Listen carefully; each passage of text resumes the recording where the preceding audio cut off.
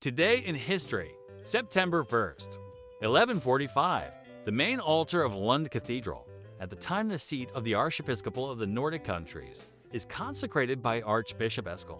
1449, Tamu crisis.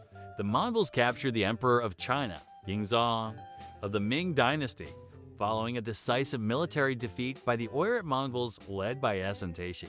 1529, the Spanish fort of Sancti Spiritu, the first European settlement built in modern Argentina, is destroyed by indigenous people. 1752, the original Liberty Bell arrives in Philadelphia from London. The bell would crack during its first test, prompting local founders John Pass and John Stowe to melt it down and recast it. 1799, Bank of Manhattan Company opens in New York City, the forerunner to Chase Manhattan. 1807, former U.S. Vice President Aaron Burr is acquitted of plotting to annex parts of Louisiana and Spanish territory in Mexico to be used toward the establishment of an independent republic. 1859, first Pullman sleeping car overnight trip was made on the Chicago and Alton Railroad between Bloomington and Chicago.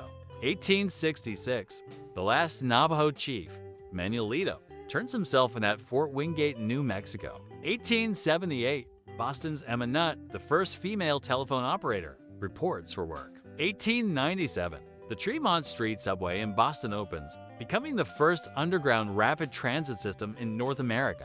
1902, A Trip to the Moon, the first science fiction film, is released in France. 1939, World War II begins when Germany invades Poland. 1949, the earliest successful network detective series, Martin Caine.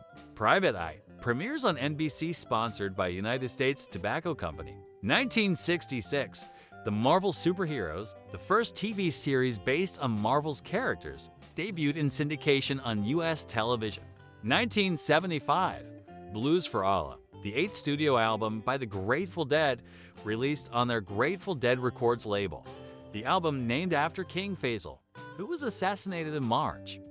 The Dead had been told he was a fan and robber hunter, considered his lyrics a requiem for the ruler. 1983, Swordfish Trombones, Tom Waits' 8th album since his debut Closing Time in 1973 and his first on the Island Records label, is released.